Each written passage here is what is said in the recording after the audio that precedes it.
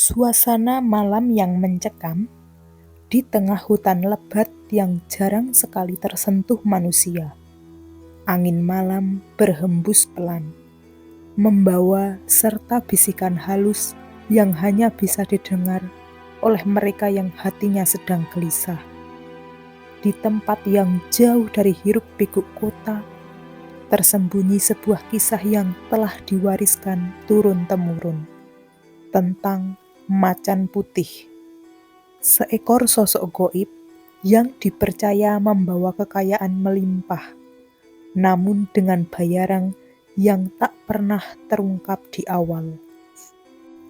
Apakah kekayaan ini merupakan berkah atau kutukan? Apakah orang yang terjebak dalam pesugihan ini menyadari bahwa harta yang datang secepat kilat bisa membawa bencana yang tak terhindarkan? Kisah kali ini akan mengungkapkan bagaimana seseorang yang tergiur oleh janji kekayaan tanpa batas, terjerumus ke dalam kegelapan yang akhirnya menghancurkan segalanya. Mari kita mulai cerita ini dengan peringatan. Apa yang tampak seperti jalan pintas menuju kemewahan, seringkali berujung pada kebinasaan yang tak pernah terduga. Sebelumnya, jangan lupa dukung channel ini untuk like, subscribe, dan share cerita ini. Tinggalkan komentar juga dari daerah mana aja nih kalian berasal. Dan share ada cerita mistis apa aja di daerah kalian cuy. Di sebuah desa kecil di kaki gunung, hiduplah seorang pria bernama Gunadi. Desa itu jauh dari keramaian, terpencil dan sederhana. Kebanyakan penduduknya hidup sebagai petani atau nelayan, termasuk Gunadi. Meski ia rajin bekerja di sawahnya, hasil panen yang tak menentu membuat hidupnya selalu pas-pasan. Sejak muda, Gunadi selalu bermimpi tentang kehidupan yang lebih baik. Tapi tahun demi tahun berlalu tanpa ada perubahan berarti.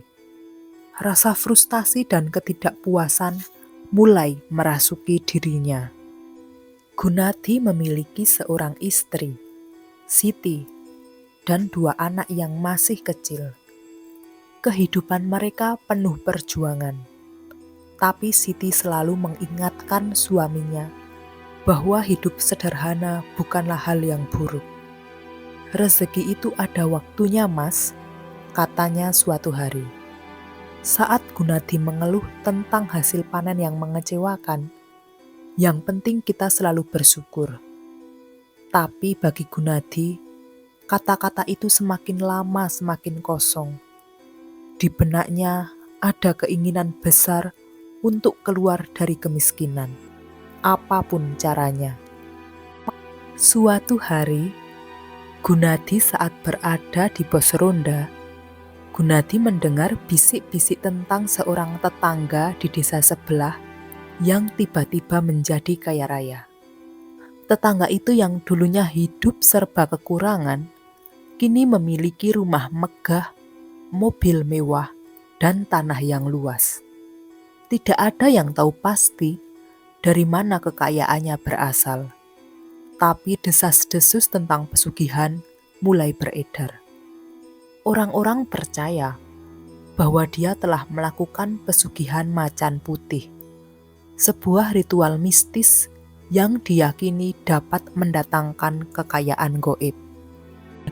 Penasaran, Gunadi mulai mencari tahu lebih banyak tentang pesugihan itu.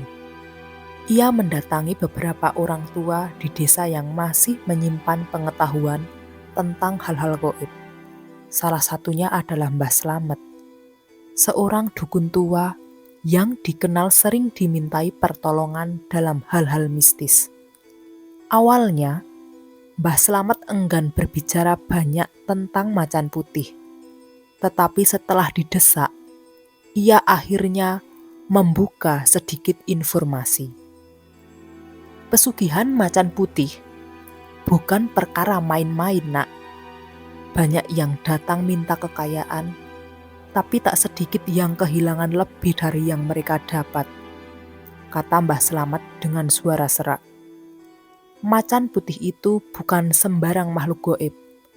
Dia punya kekuatan besar, tapi juga menuntut pengorbanan besar.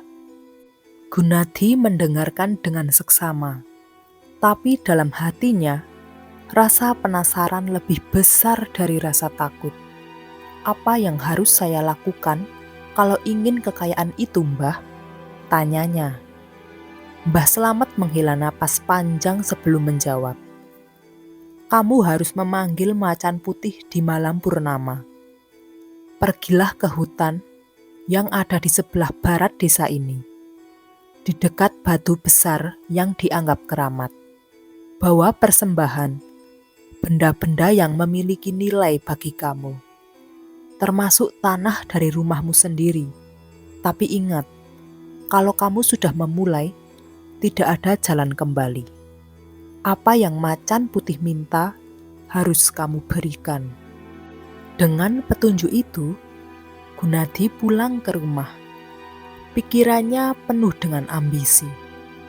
Meski Siti merasakan ada yang berubah dari suaminya, ia tak menanyakan banyak. Gunadi tetap diam, menyembunyikan niatnya. Dan ketika malam purnama tiba, Gunadi melakukan persiapan yang telah diinstruksikan oleh Mbah Slamet. Ia mengambil segenggam tanah dari pekarangan rumahnya, membawa beberapa benda berharga, dan berangkat menuju hutan. Perjalanan ke hutan terasa berat. Meski ia sering mendengar cerita tentang tempat itu, Gunadi belum pernah benar-benar pergi ke sana. Malam itu, udara terasa lebih dingin dari biasanya, dan hutan tampak lebih gelap dari yang ia bayangkan. Namun, rasa takut tak menghentikannya. Ketika ia tiba di dekat batu besar yang disebut keramat, Gunadi merasa bulu kuduknya berdiri. Tanah di bawahnya terasa dingin, dan suara angin malam terdengar seperti bisikan-bisikan goib. Gunadi meletakkan persembahannya di atas batu, kemudian mulai mengucapkan mantra yang diberikan Mbah Slamet. Pada awalnya tidak terjadi apa-apa, hanya suara angin yang mengisi keheningan. Namun, tak lama kemudian suasana berubah.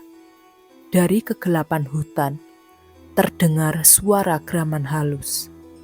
Daun-daun bergesekan dengan keras, dan tiba-tiba di depannya muncul sosok macan putih yang besar, dengan mata menyala berwarna merah. Gunadi terpaku. Macan itu menatapnya dengan tatapan tajam, seolah-olah mampu menembus jiwanya. Tanpa berkata-kata, macan putih memberi isyarat dalam pikiran Gunadi, yaitu janji kekayaan, namun dengan syarat yang tak terucapkan. Gunadi mengangguk dalam ketakutan dan keserakahan. Dalam hatinya, ia berjanji untuk mengikuti semua yang diminta, asalkan kekayaan itu menjadi miliknya.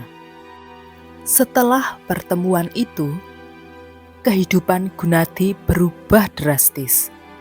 Dalam beberapa bulan, kekayaannya melimpah ruah. Ladangnya yang dulu kering kini berbuah lebat. Rumahnya yang sederhana direnovasi menjadi megah, dan uang mengalir dari berbagai sumber yang tak pernah ia bayangkan. Orang-orang di desa mulai berbicara tentang keberuntungan Gunadi, tapi hanya ia yang tahu kebenaran di balik semuanya. Namun, seperti semua kisah pesugihan, kebahagiaan ini tidak berlangsung lama. Awalnya Gunadi merasa puas dengan semua yang ia dapatkan. Tapi lama-kelamaan ia mulai merasakan kehadiran yang menghantui. Setiap malam, ia mendengar suara geraman dari luar rumahnya. Kadang-kadang, ia melihat bayangan macan putih berkeliaran di pekarangan, seolah-olah mengingatkan bahwa ada harga yang belum sepenuhnya dibayar. Siti, yang awalnya tidak curiga, mulai merasa ada yang tidak beres. Anaknya sering jatuh sakit, dan suasana di rumah mereka menjadi tegang. Mimpi buruk mulai menghantui Gunadi. Dalam tidurnya, ia melihat macan putih mendekat, menuntut lebih dari sekedar harta benda. Hingga suatu malam, mimpi itu menjadi kenyataan. Anak sulungnya, Andi, tiba-tiba menghilang dari rumah. Siti histeris, sementara Gunadi menemukan jejak kaki besar di halaman. Jejak yang mirip dengan cakar seekor macan. Gunadi sadar bahwa macan putih kini menuntut lebih dari sekedar persembahan awal. Kekayaan yang ia nikmati bukanlah pemberian cuma-cuma, melainkan sebuah pinjaman yang harus dikembalikan dengan sesuatu yang jauh lebih berharga, yaitu keluarganya. Gunadi mencoba menghentikan semuanya. Ia mencari berbagai cara untuk menghentikan perjanjian gaib ini. Namun setiap upaya sia-sia. Dukun-dukun yang didatanginya hanya bisa menggelengkan kepala, mengatakan bahwa perjanjian dengan macan putih tidak bisa dibatalkan begitu saja. Akhirnya, di puncak keputusasaannya, Gunadi kembali ke hutan. Kali ini bukan untuk meminta lebih, tetapi untuk mengakhiri semua ini. Di tengah malam yang sama, dengan ketika ia pertama kali melakukan ritual, Gunadi memohon di depan batu keramat itu. Tapi kali ini tak ada macan putih yang datang, hanya kegelapan yang menjawab.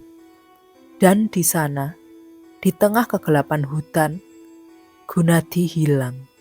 Seperti putranya, seperti jejak kekayaan yang perlahan-lahan sirna. Desa tempat Gunadi tinggal kembali sunyi.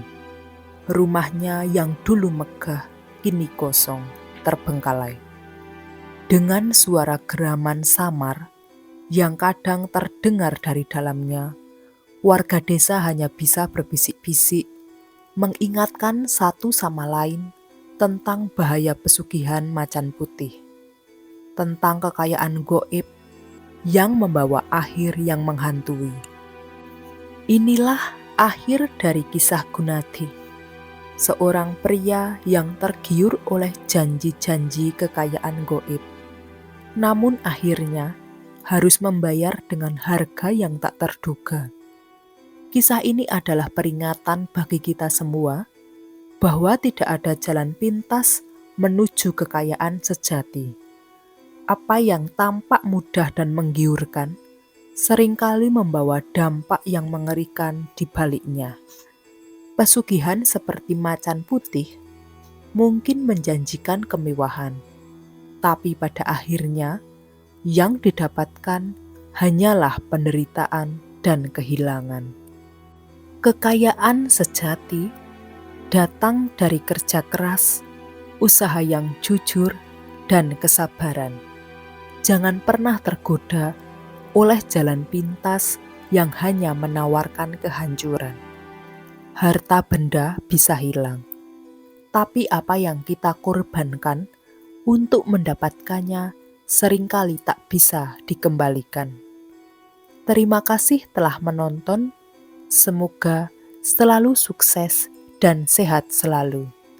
Sampai jumpa di cerita berikutnya, dan jangan lupa katakan tidak pada pesugihan.